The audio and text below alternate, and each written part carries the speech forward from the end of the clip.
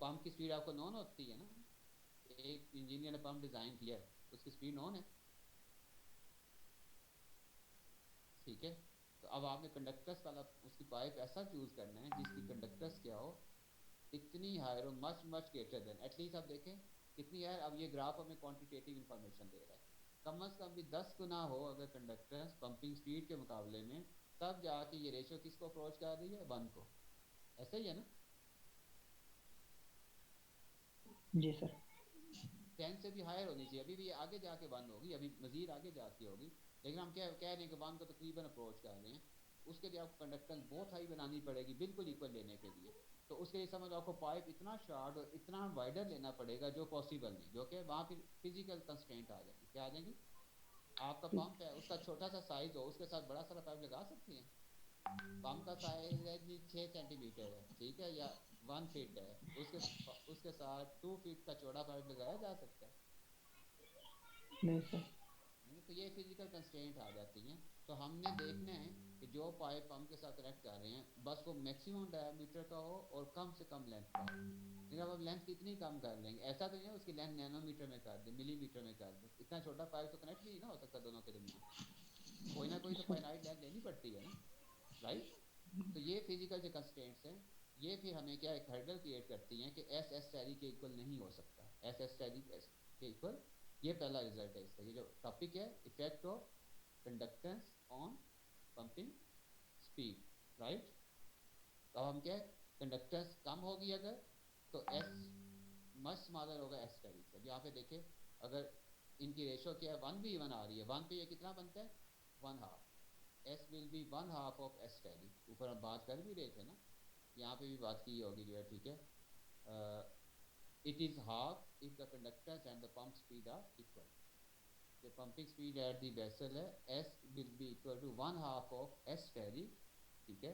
या S over S tally की ratio क्या है, 0.5 कब हो रही है, यहाँ से ग्राफ से देख लें, जब सी ओवर एस टैली की रेशियो क्या है, वो क्या है, 1 है। इनकी रेशियो 1 कब होगी, जब C will be equal to S tally के।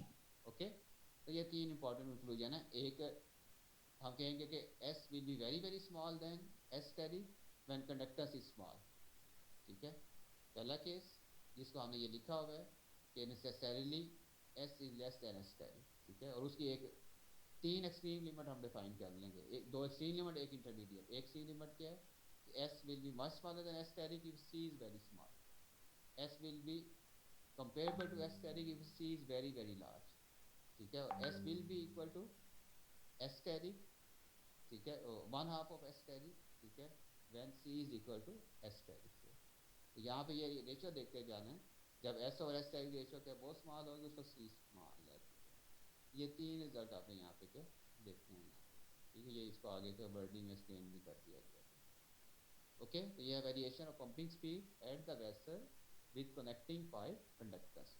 तो इस ग्राफ को हम कह रहे हैं जो at the vessel pumping speed कैसे वेरी कर रही है, ये एस आई तो फिक्स है ना, इसको भूल जाएं, आप बस इसी को फोकस कर लें, एस को। एस कैसे कैसे वेरी करता है, एस बहुत स्मॉल होगा अगर कंडक्टर स्मॉल है, ठीक है। ऐसे नहीं फिर कहेंगे एस बहुत लार्ज होगा अगर कंडक्टर लार्ज होगी, ठीक है। एस एस आई से ग्रेटर हो सकता है क्या? नहीं सर। यानी सिंपल क्वेश्चन पूछ जी, हो सकता है एस एस आई से greater? pumping speed at the vessel can be greater than pumping speed itself। बाकी हमने सारे केसेस डिस्कस कर लिए, हमने क्या, नॉर्मली एस एस टैली से कम होता है, ये उसका 1/2 होगा जब सी इक्वल टू एस टैली को होगी, और ये उसके कंपेरेबल होगा एस एस टैली के जब see much much greater than S tally को होगी। एक आखिरी बात रह जाती है, क्या फिर एस एस टैली से क्रॉस भी कर सकता है? हम कंडक्टर बढ़ाते जाएं आगे फर्दर बढ़ाते जाएं, क्या ये इसे क्रॉस कर सकता है? एस और S tally ratio greater than 1 हो सकती है?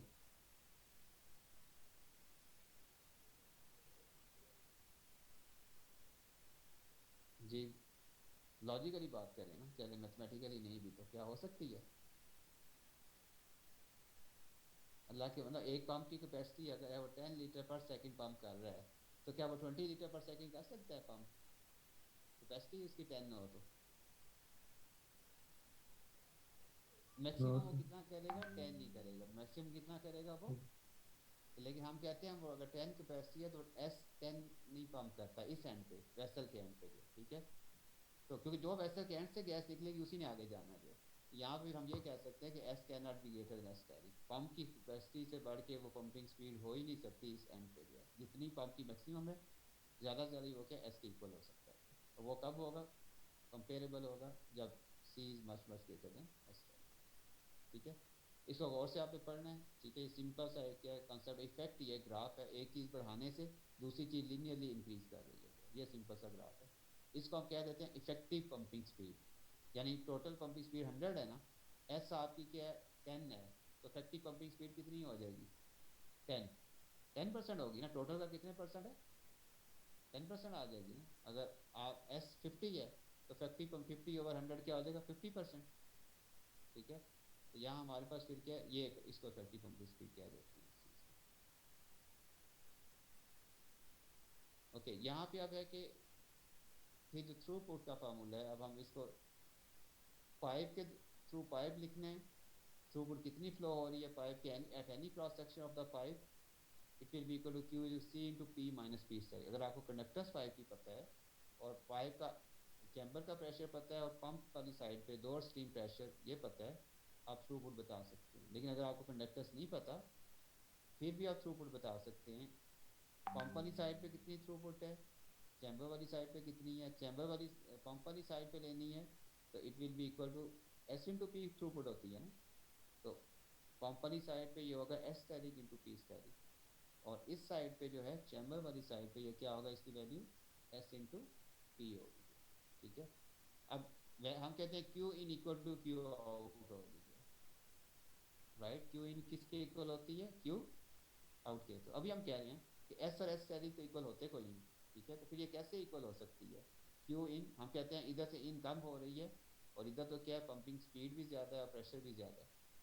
तो उसका आंसर ये है कि इधर हमारे पास प्रेशर हाई होता है, पंपिंग स्पीड क्या होती है कम होती है। कम होती है। तो इधर क्या होता है, पंपिंग स्पीड ज़्यादा होती है लेकिन प्रेशर क्या प्रेशर होता है कम कम होता होता है। तो है। प्रोडक्ट हमेशा क्या रहेगा, सेम रहेगा। कांस्टेंट। क्योंकि गैस जब इधर पहुंचती है इस एंड पे पहुंचती है, गैस एक्सपैंड होना है, गैस ने, गैस क्या होगी एक्सपैंड करेगी।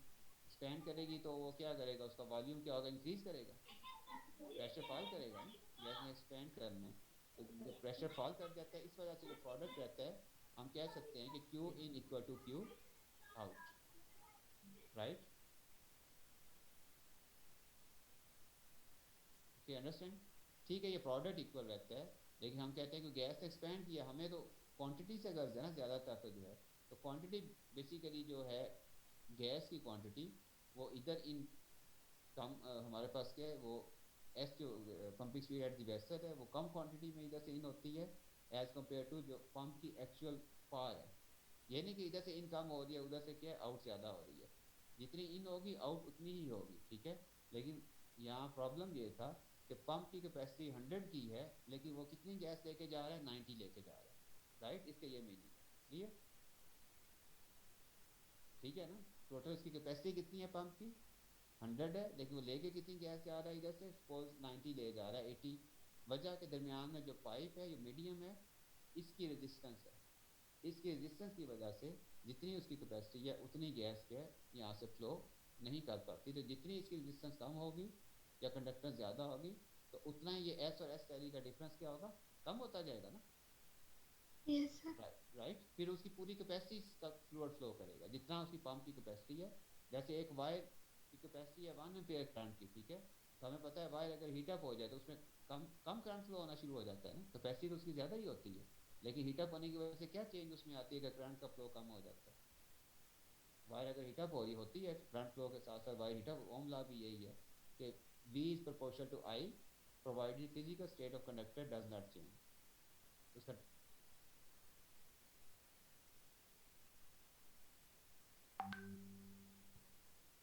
स्पीड एट द चैम्बर बता सकते हैं यहाँ पे। तो ये दोनों में रिलेशन है, ठीक है।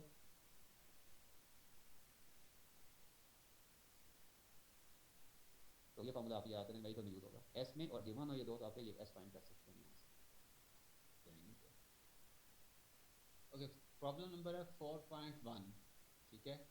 Below what pressure approximately will the flow of air in a pipe 25 millimeter in diameter cease to be continuum and become transitional? Below what pressure will it become molecular? ठीक है, एक पाइप आपको दे दिया गया है, उसका डायमीटर दे दिया गया, ठीक है, एयर फ्लो हो रही है। अब वो कहते हैं कि प्रेशर कितना प्रेशर होगा कि उसमें कंटिन्यू फ्लो होगा, और किस प्रेशर पे उसमें फ्लो ट्रांजिशनल होगा, और किस प्रेशर पे उसमें फ्लो क्या होगा, मॉलिक्यूलर होगा। ऐसा कोई आपने फार्मूला पढ़ा है या कोई कंडीशन जो आपको रिलेट कर सके? प्रेशर और डायामीटर दो चीज़ें यहाँ पे हमारे पास है, एक नॉन है और एक क्या है, अननोन है। ऐसी रिलेशन पढ़ी है कोई जो हमें इनमें रिलेशन बता सके? प्रोडक्ट ऑफ प्रेशर और डायमेंशन को ग्रेटर देन जी करेंगे 64 मिलीबार से। हाँ, तो वो कौन सा होता है, कंटिन्यू फ्लो। जी ठीक है, तो वो एक कंडीशन, उसमें दो या दो पैरामीटर है, P D is greater than 6.4, transition के लिए भी कंडीशन है और मॉलिक्यूलर के लिए भी है। ठीक है, शो कर दूं यहाँ पे नोट्स में? चलो मैं कर देता हूँ। इसमें आपने पुट करना है ये कंडीशन है, ठीक है, पी लो व्हाट फ्रैक्शन वो कह रहा है। आई थिंक यहाँ पे एक सेकंड,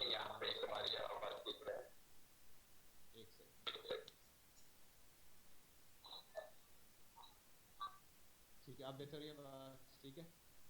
यस सर ओके, ठीक है। ये पीडी है, इसमें आपको डायमीटर नोन है, ठीक है, तो आपने यहाँ पे कंटिन्यू फ्लो है, तो आपने देख लेना है, आपने डी को उधर जाके डिवाइड कर देना है, ठीक है। तो उसमें आपने चेक कर लें, अगर वो रेशियो आपके पास ग्रेटर दैन 6.4 बन रही है, ठीक है, हमारे पास जो वैल्यू बन रही है, वो प्रेशर आपने यहाँ से फाइंड कर लेना है, ठीक है। वो आपने लेस या ग्रेटर दैन वो आपने निकाल लेना, मॉलिक्यूलर फ्लो के लिए भी, ट्रांजिशन के लिए भी। वो वैल्यू अगर आपके पास ये आ रही है, दूसरी आ रही है, आप अकॉर्डिंगली क्या है उसको देख के बता सकते हैं प्रेशर क्या होना चाहिए, ठीक है। तो ये चीज़ आप देख लीजिएगा। दूसरा क्वेश्चन हम देखते हैं।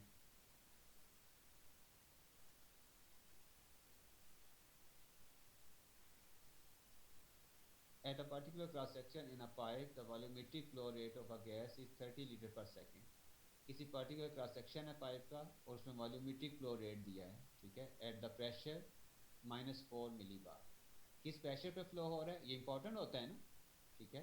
व्हाट इज द थ्रूपुट, उस एरिया क्रॉस सेक्शन में थ्रूपुट क्या है? तो एक तो हमें वॉल्यूमेट्रिक फ्लो रेट दे दिया गया है, और फिर क्या है, उस किस प्रेशर पे ये फ्लो हो रहा है, तो उसमें थ्रूपुट क्या है हमें फाइंड करनी है। क्या फार्मूला यूज होगा? क्यों इज इक्वल प्रेशर इनटू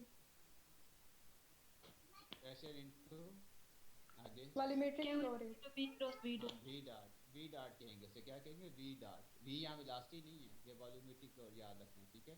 तो Q is equal to P into V dot, ठीक है। अगर वॉल्यूमेट्रिक फ्लो रेट सेम हो, मैं प्रेशर बढ़ा दूं तो थ्रूपुट क्या होगी, बढ़ेगी कम हो जाएगी?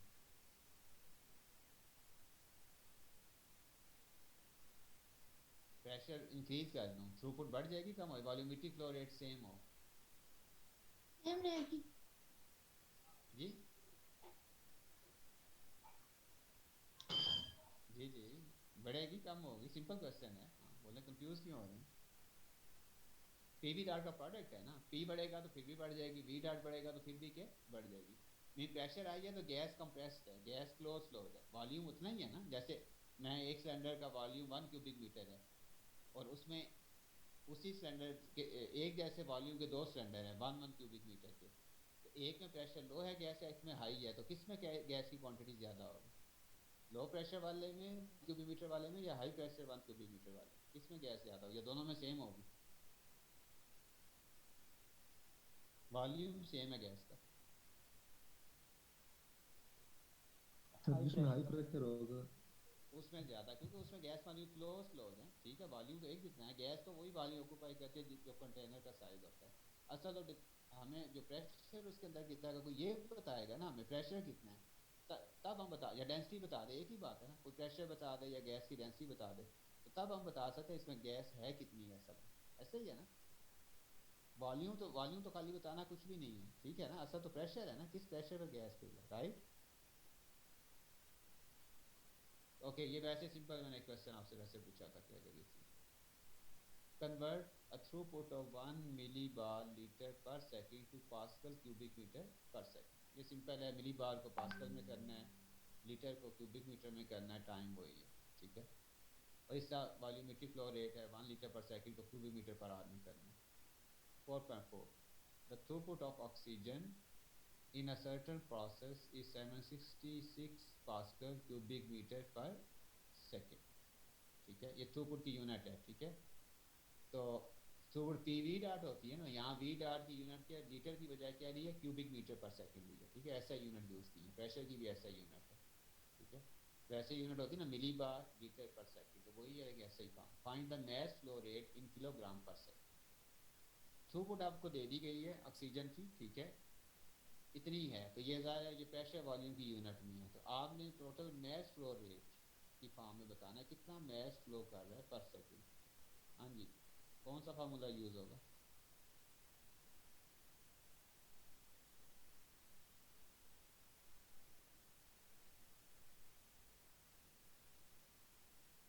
जी, any student?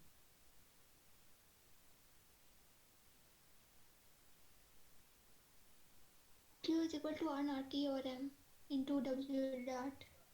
Q is equal R naught T और एम इंटू डब्ल्यू डॉट. तो ये है कौन सा टॉपिक है, ये हेडिंग कौन सी है जो बनती है? Mass flow rate one. हाँ, throughput in terms of mass flow rate. ठीक है, हमने तीन फार्मूले थ्रूपुट के पढ़े हैं ना. Throughput in terms Yes, of sir. Mass flow rate, और बाकी कौन सी? एक तो ये हो गया Volumetric flow rate, in terms of volumetric flow rate, और molecular flow rate. In terms of molecular flow rate. तो इसने आपको जस्ट ये आपको थ्रूपुट बता दी थी, वॉल्यूमेट्रिक फ्लो रेट में इसने बताई हुई थी, तो आपने इसे मास फ्लो रेट की फॉर्म में क्या फाइंड करना है. ठीक है, तो ये सिंपल उसी फार्मूले में आर नॉट टी क्या बताया आपने, R naught T over M into Yes, sir. W dot. W dot है. तो डब्ल्यू डॉट आपने फाइंड करना है. क्यू गिवन है, क्यू है ना, क्यू गिवन है. R naught T over M ये दूसरी साइड पे चला जाएगा. एम क्या Q चीज़ है M यहाँ पे? और R जी naught जी, T बन जाएगा. ठीक है. तो एम क्या चीज़ है इसमें, एम कहाँ से आएगा, ये क्या चीज़ है? ये ऑक्सीजन है तो उसका mass हाँ, हम find अब करेंगे. नाम बता दिया गैस का न्यूमेरिकल में इसने, तो हम ऑक्सीजन का मोलर मास निकालना है, वो आपको पता है आता है कैसे निकालना है.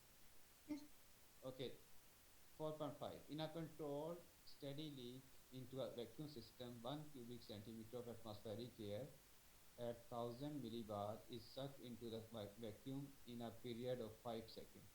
What will be the volumetric flow rate internally if the pressure there is held at -1 millibar by a pump?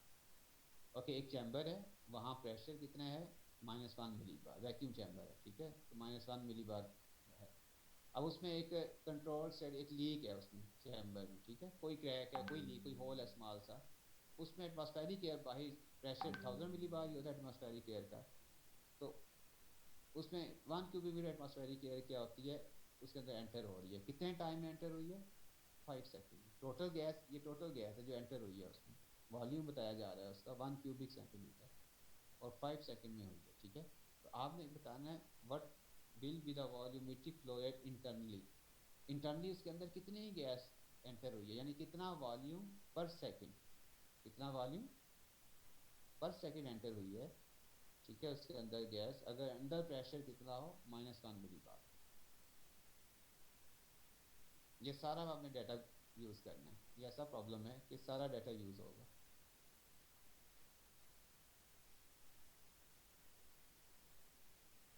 यहाँ आपको फार्मूला खुद से बनाना पड़ेगा, डायरेक्ट नहीं लगना.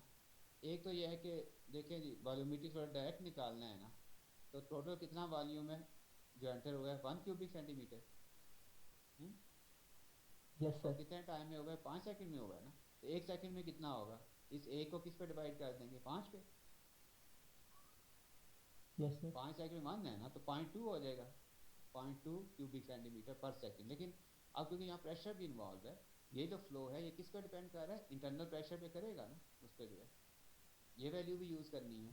तो हम फिर वो फार्मूला लगाएंगे, P1 V1 dot equal to P2 V2 dot. V2 dot.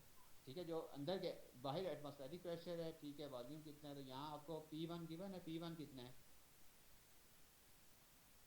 एक प्रेशर जो आउटर वाला है उसे आप एक P1 उसे कह रहे हैं, चाहे इनर वाले को P1 कह रहे हैं, ये आप एक ही जस्ट एक नोटेशन का डिफरेंस है.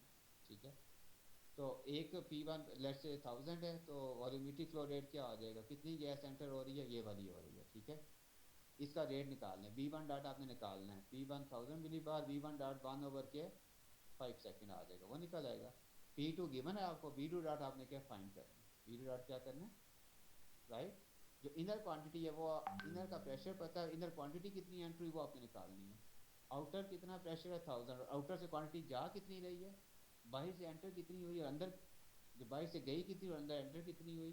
तो इससे जो बाहर से गई है वो V1 डॉट आपको नॉन नहीं था, लेकिन उसके लिए क्या बता दिया गया था, V1 भी बता दिया गया था और टाइम भी बता दिया गया था T1, ठीक है। उससे V1 डॉट आपने निकालना। तो ये प्रोडक्ट क्या सेम रहना है, Q1 इक्वल टू Q2 जैसे मैंने कहा, या Q in equal to Q out, right. जैसा ये पंप होता है ना, एक एंड से जितनी गैस, पाइप का एक एंड है, गैस जितनी एंटर हो रही है उतनी अदर एंड से रिलीज होगी पर सेकंड जो है, ठीक है। तो ये आपने फार्मूला सिंपल खुद से बनाना है। For procedure pump of speed 300 liter per second holds a vacuum of -5 millibar in a vessel to which it is connected, ठीक है। पंप है, ये अब उसकी स्पीड है, किससे शो करेंगे पंप की स्पीड को, किस सिंबल से, अभी हमने पीछे लर्न किया है द पंप और Steric से डायरेक्ट वैक्यूम क्या है, होल्ड्स अ वैक्यूम 2 × 10⁻⁵, ये प्रेशर ही है ना ये भी, ठीक है। ये प्रेशर कौन सा होगा, P या P steric, in a vessel, sorry ये वैक्यूम किसमें कह रहा है, इन अ वेसल।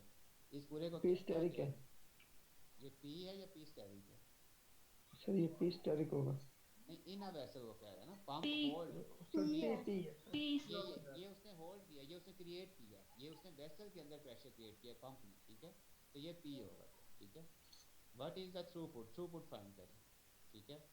तो what is the pumping speed at a downstream location in the pumping arrangement where the pressure is -2 millibar। तो पंपिंग स्पीड क्या होगी एट अ डाउनस्ट्रीम लोकेशन, ठीक है, in which the pumping arrangement where the pressure is -2 millibar। तो वहाँ पे वो pumping speed क्या होगी, क्या ये यहाँ पे क्या चीज़ फाइंड करनी है,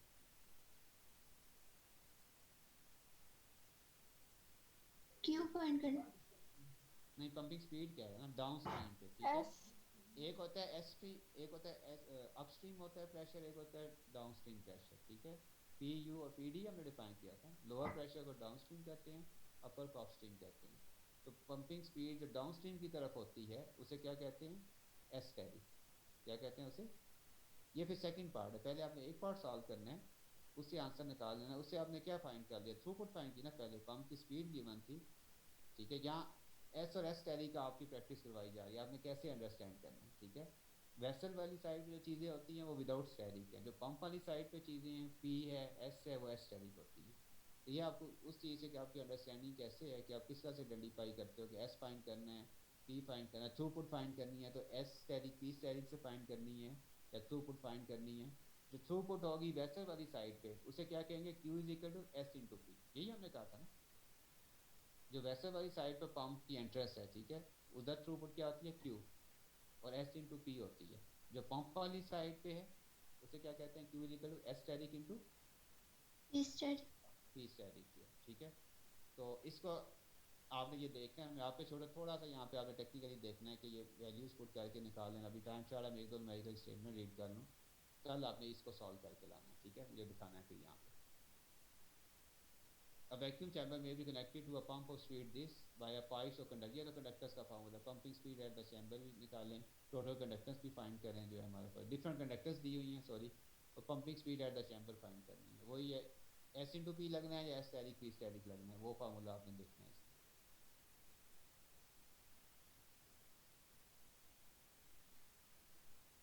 ये भी वैसे ही है, air flows from a region of steady upstream pressure at 10 millibar, बी दो पार्ट है, एक किसी अपस्ट्रीम प्रेशर से एयर फ्लो कर रही है, ठीक है, थ्रू एन अपर्चर कर रही है जिसका डायमीटर 1 मिलीमीटर, सॉरी उसका एरिया दिया हुआ है 1 मिलीमीटर स्क्वायर दिया है, तो अपर्चर का एरिया है, ये डायमीटर नहीं है, यूनिट देख के यूज़ करना, मिलीमीटर स्क्वायर है। Into a region where the pressure is kept below 0.1 millibar by pumping, what will be the pumping speeds and throughputs in each case।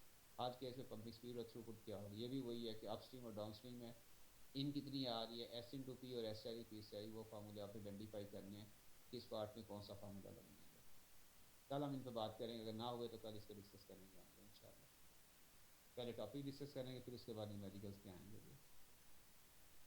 अच्छा ये होगा ये कंडक्टर्स का, दो कंडक्टेंस हैं, two conductors overall value 100 litre पर second and 80 litre पर second अब यूनिट याद रखनी है कंडक्टेंस की क्या होती है, लीटर पर सेकंड है, जो पंपिंग स्पीड की है वही कंडक्टेंस की होती है इन पैरेलल, ठीक है। And the combination other is and the combination is in series with the conductance of 180 litre per second.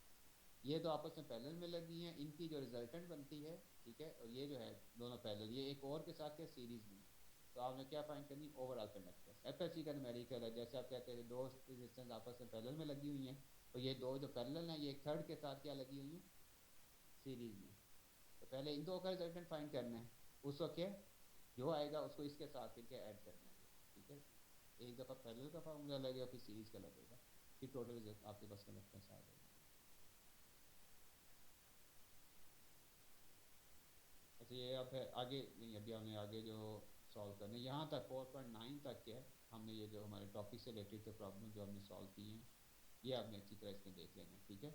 ये फार्मूला भी आपने ज़हन में रखना है जो मैंने अभी बताया, एक फार्मूला हम यहाँ पढ़ रहे थे, किसी एक न्यूमेरिकल में ये यूज़ होगा ये जो,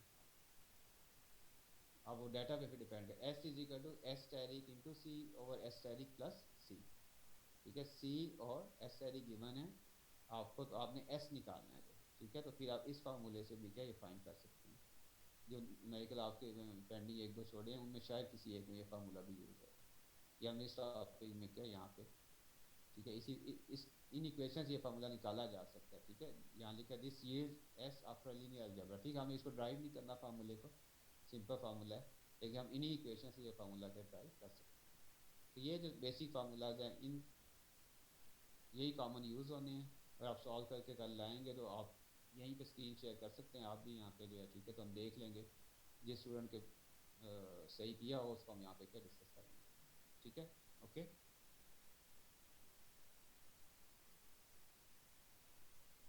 बस थोड़ी प्रैक्टिस करनी